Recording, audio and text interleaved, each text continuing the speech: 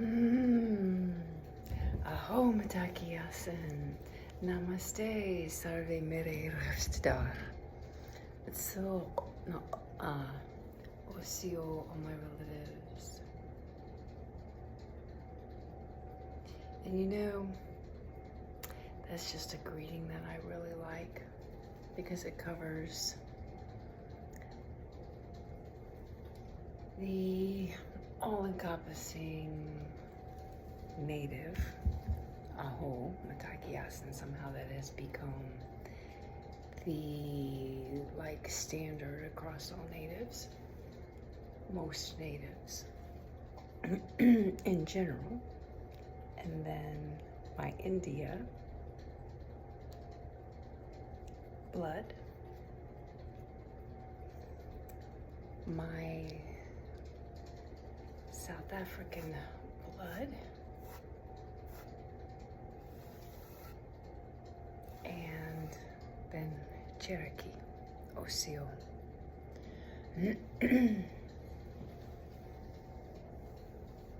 Oh, this is like my meditation and journal entry, and yeah, this is,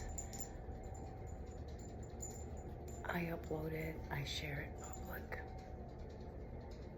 I feel I'm basically an open book. And I've explained that in a couple of my other journal entries. So I don't know why I go through all of that every time, but because it should be, hey, creator,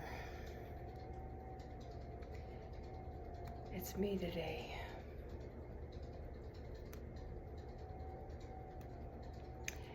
And surprisingly, I feel I've done pretty darn good for being grounded, so to speak.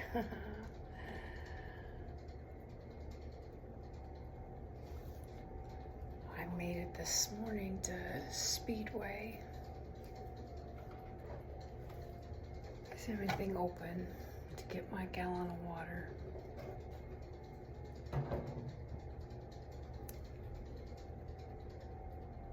That'll get me through until I get up by, of course I've got a driver, so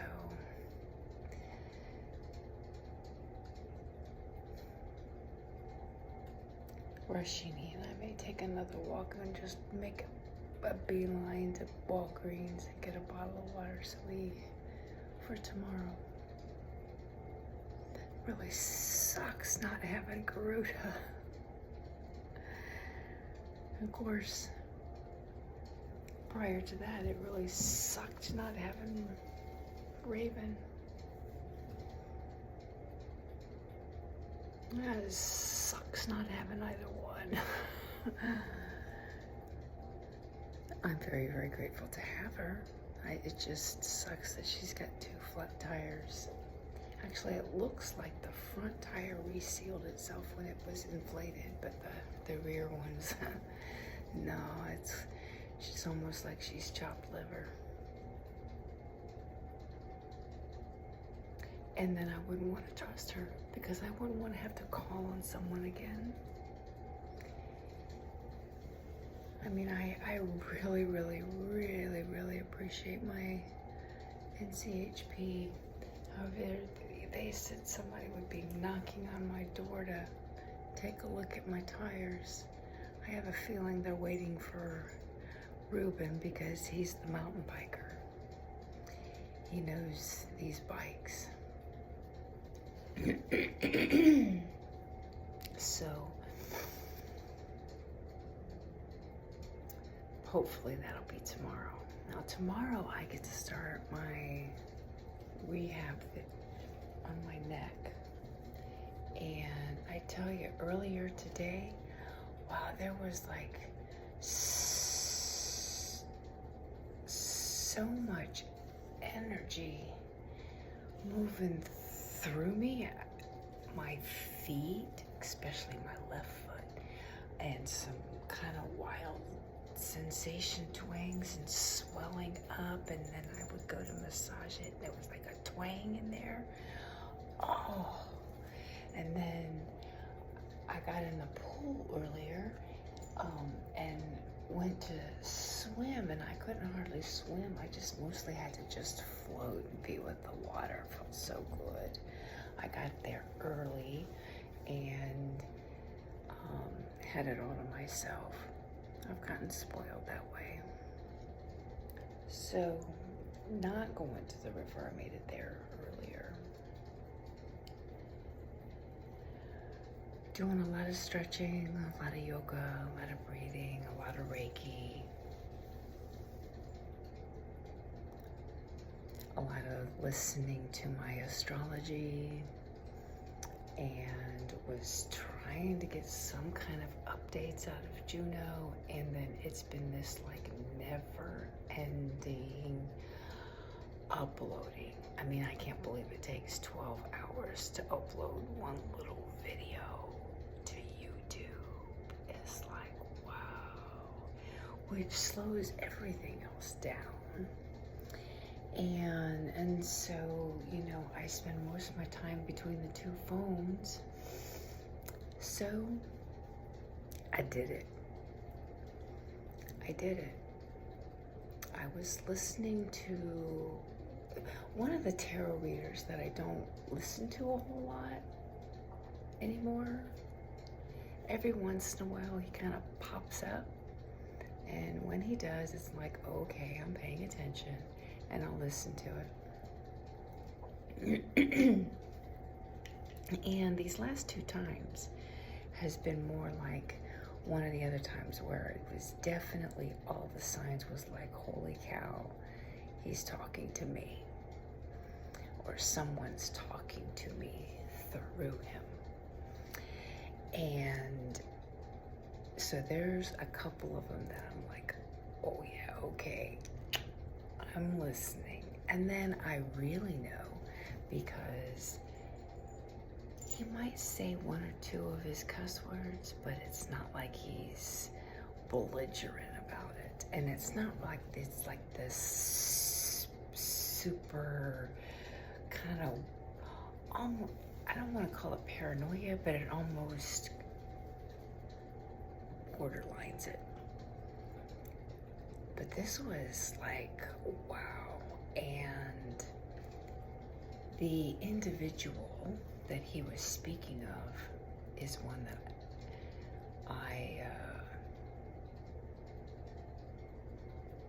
all the signs were there. I mean, it's just like, okay, well, yeah, I'm paying attention. And for the most part, has given confirmation with what I have been feeling and sensing. And yet, there's this part of me that is like, I don't want it to be true, right?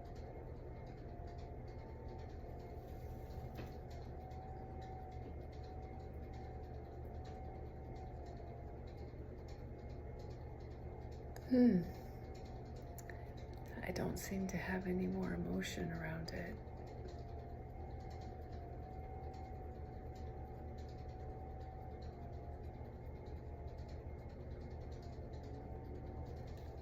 I cannot say I've made 100% peace with it yet. There it comes.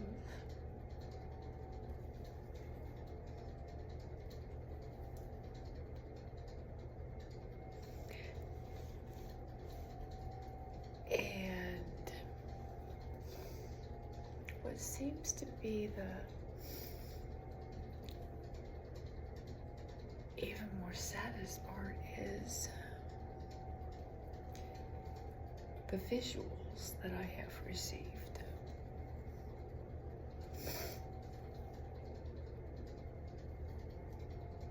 Especially at the river.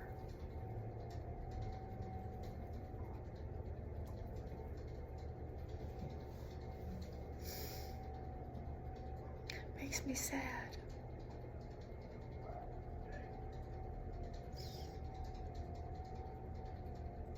For him.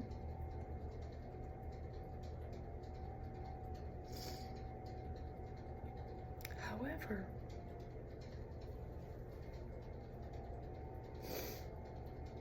at the same time, karma's karma.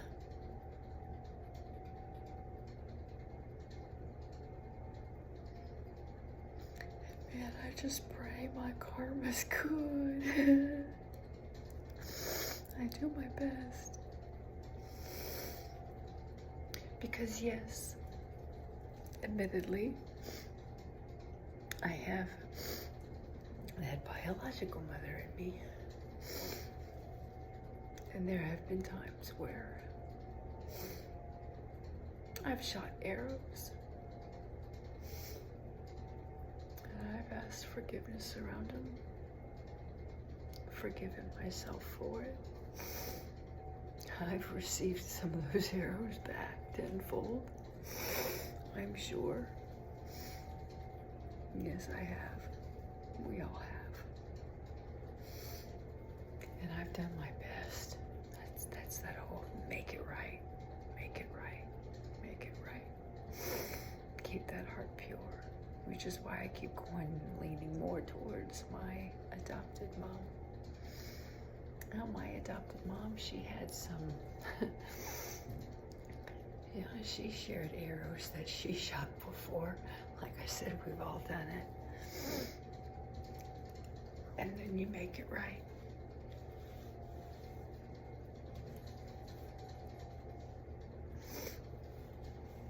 And though I know, especially at the times we were traveling together, that's all. I mean, I really saw that. However, as my mom would say, that was my mirror. Because I worked it and worked it and worked it and worked it, and so I saw it in other people and wanted to believe it in other people. And some, yes, was very true to that. Very, very true to that.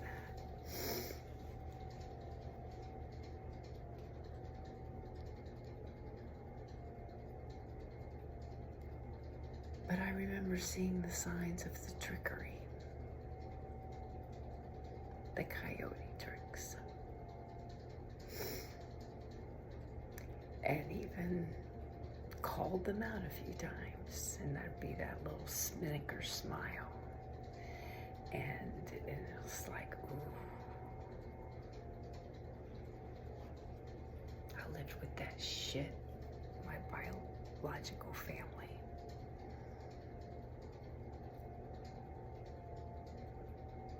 Manipulation. That narcissistic manipulation. So yeah, I've taken a look at that in myself. And I remember a time. I do. Because that's how me and my ex-husband lived.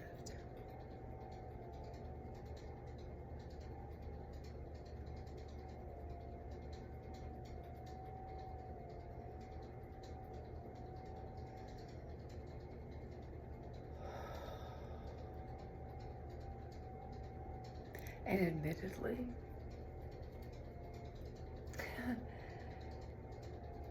there was probably, I don't know, half a dozen, maybe a dozen times during my spiritual path where I really believed I could manipulate and change the world, right? It's funny what we do as humans. And when our ego gets a hold of even our spirituality. Yeah.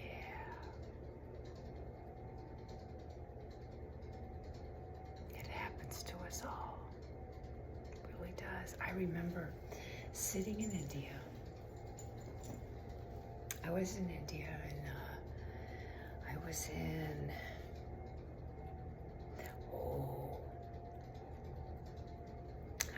Mapole.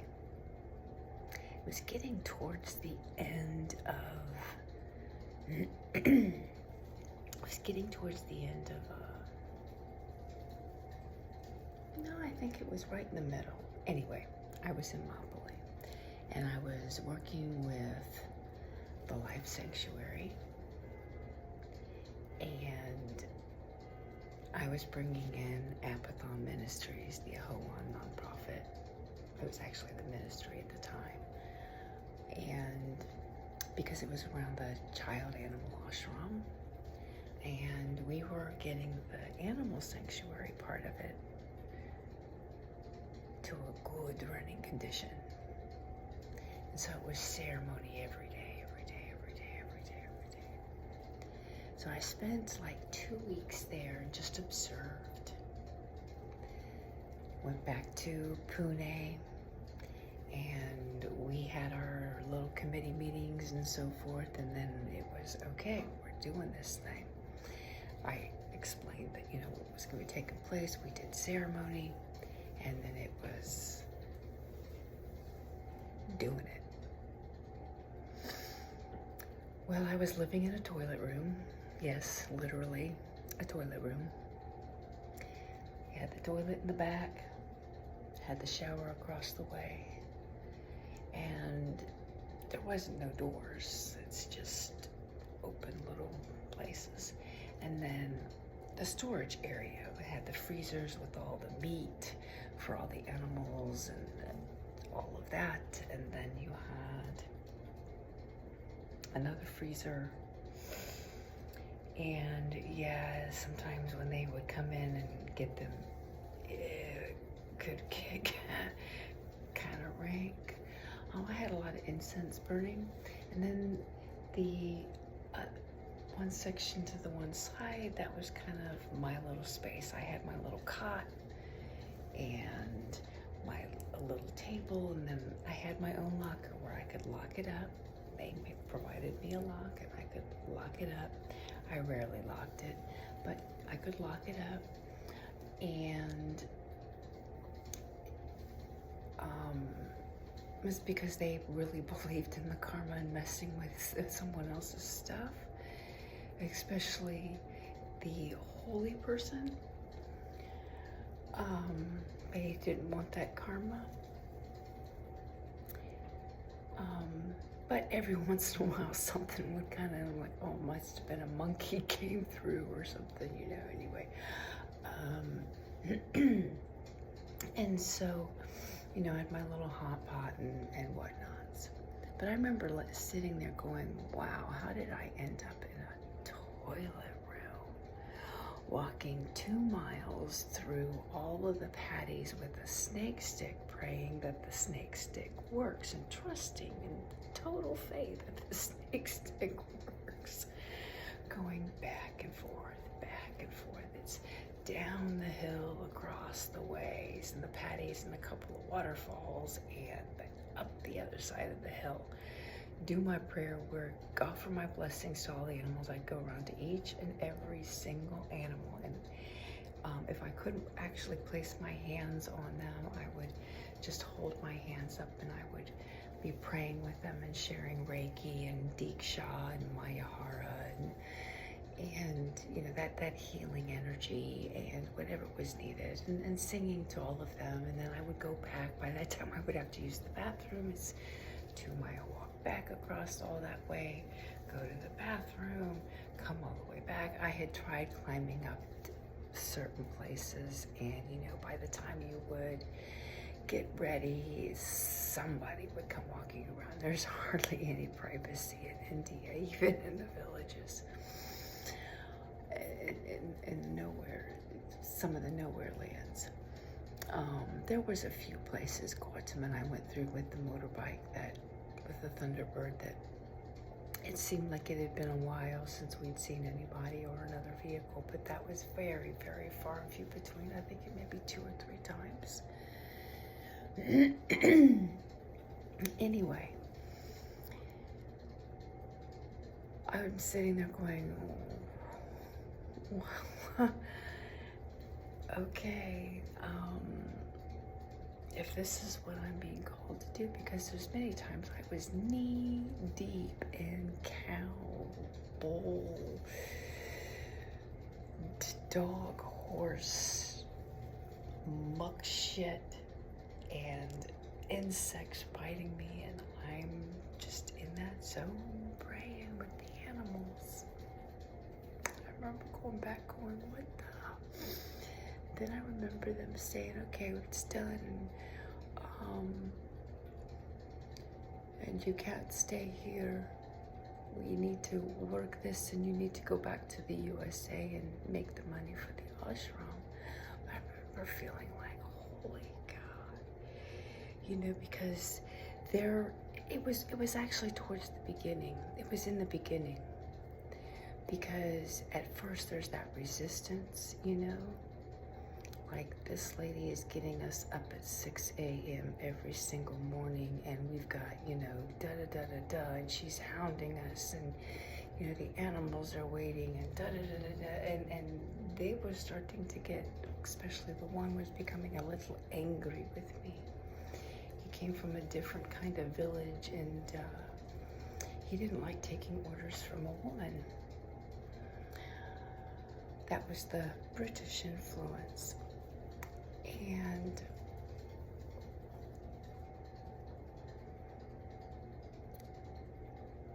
I started reading Wayne Dyer. It was a book, Wayne Dyer. Somebody had recommended it, and I had downloaded it, and it was on my Kindle. And I'm going, talk to me, Wayne Dyer. For some reason, I started reading it, and as soon as I started reading it, I'm like, oh my God. I get it.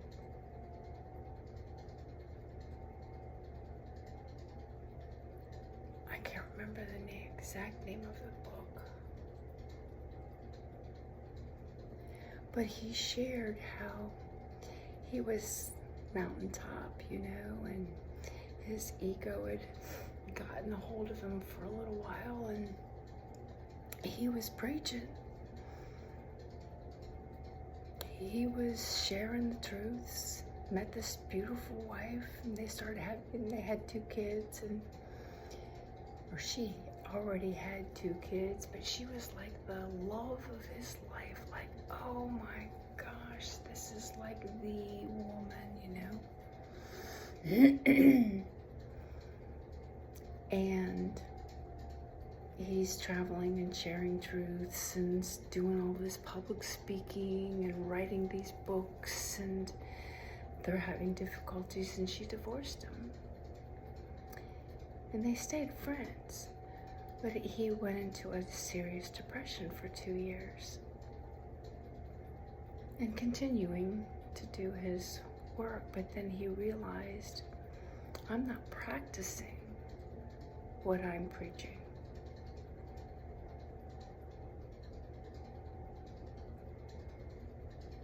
And he went into that deep depression and kind of said, okay. And he had some kind of a release around his father. And that's when he had that aha and was like, I gotta put this shit into practice. And got into the bhakti yoga and that, I think it's the hatha yoga with the heat. The heat yoga. And that's, I think that was when he was diagnosed with the leukemia as well. And it was through all of that, he came out the other side, and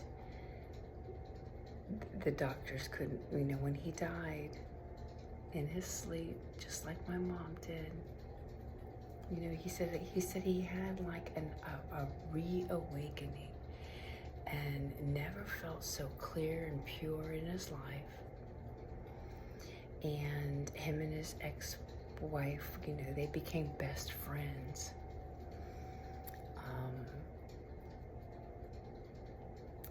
And he was like, that was the best and most purest experience he ever had.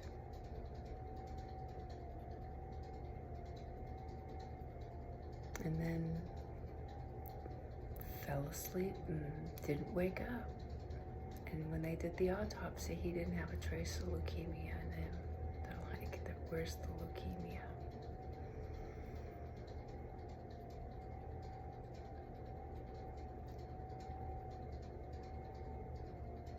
But I felt that. I felt that. And I remember a period of time when I was going through my awakening and well, the first round, stepping onto my path.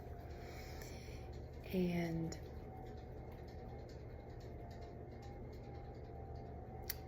I was with a whole bunch of practitioners, and of course they were sharing the truths, but they really, they had stopped working them. You know, like you kind of like, oh, I've arrived.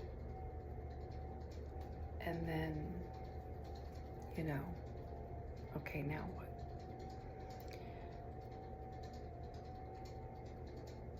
And so when I went around on my trip, the first 50 states, I remember and they're like, oh gosh, you're reminding me of them stuff that I used to do, or that I learned, and I've forgotten, or I haven't been practicing. And I'm like, I'm never going to stop practicing. I mean, this is like an addiction for me, right? And it was a total addiction for me. But I remember a period of time where I stopped doing yoga every single day. I stopped doing my meditation. It became an inconvenience in some certain situations where I was at. And I've tried to reignite them a few times. And yet,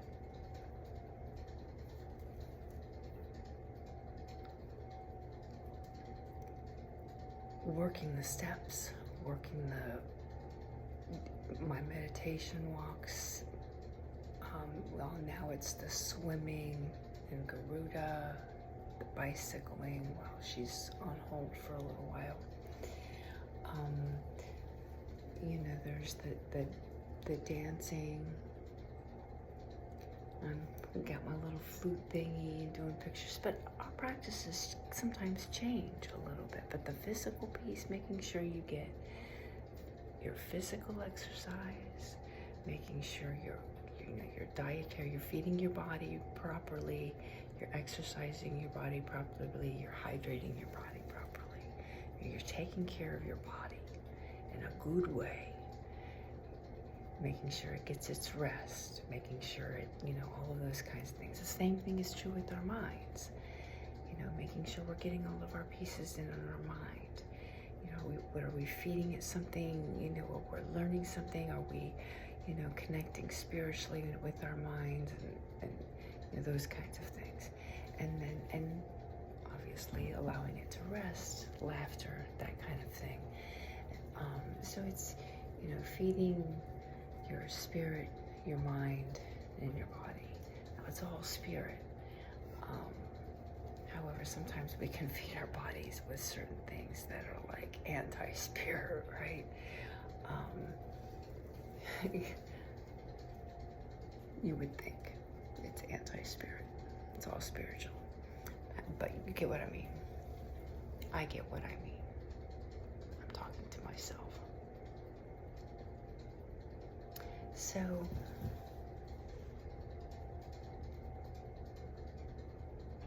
this is where I begin forgiving myself for allowing some things to kind of slide away, but yet maybe they're not feeding me anymore. I don't know. I have to take a look at that. And then,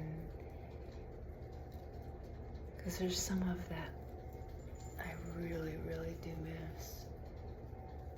And yet, I am being asked right here, right now, to step into something completely, totally different and new, but yet keep my rooted connection and my energetic field open. And so I've been listening and following and kind of paying attention to, okay, what's giving me the well, swimming in the Colorado River. I'd love to be able to get back down there and walk those trails and play in that river. That feels good. That feels exciting. Getting another motorcycle and beginning to venture out into a little bit of the motorcycle world here. Now that I have found some sober riders, I can't wait. That feels good. I love the swimming piece. I love the drawing art piece. I think our book is fully complete now. I even got the cover and the ending, so to speak. It's like, wow, a beginning all the way to the end. And I will say this is not the book that I thought I was going to be writing, but it fits and it works with the family and it's benefiting the family, and it's my gift and my gratitude and my payback, paying forward, paying my tithe, my prasad, whatever you want to call it, my gift. And I am now got all the supplies, at least some on its way, for my next project. So I've been asked to just accept for the one,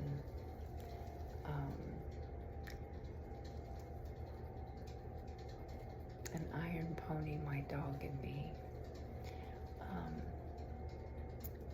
That is still coming through, and I've got all the pieces ready to begin initiating that as well. So I've got 2 wonderful little projects and a third one that I'm going to reignite, and as well as all of the other pieces and workshops that I got up and running and facilitating and had the outlines and all of that. Although it's going to be done a little bit differently. So it's, I'm excited. I'm excited. It's starting to bubble up through kind of like a new volcano in a different way than the past months of, all of us going through our stuff, and well, there's just always going to be more stuff. There's always more stuff. It's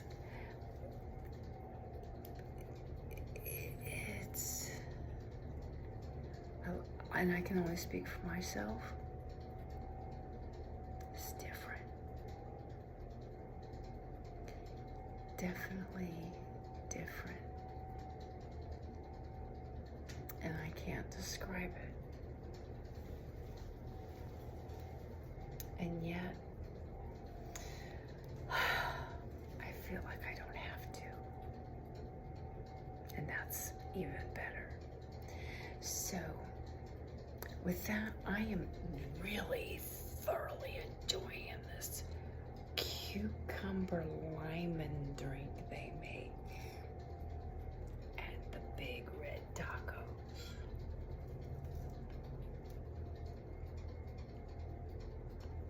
Oh, it does the body good. lot of good nutrients in there.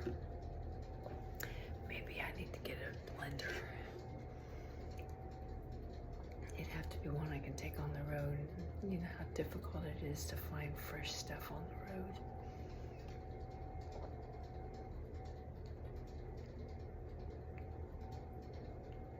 Well, at least for me, where you don't have to go into town. Unless I'm in a host home or something. But you know what? I have a feeling my traveling is going to be different. All right. Love you, Mom. Mom, Dad, grandfather, brother,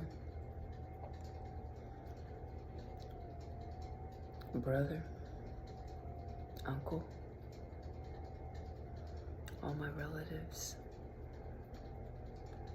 all my ancestors. One big fucking thank you. Big fucking thank you.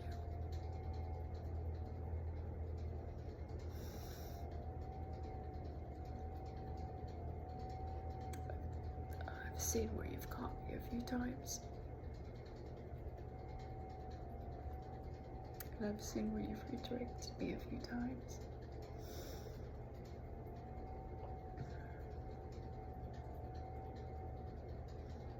I appreciate it. Hey, hey.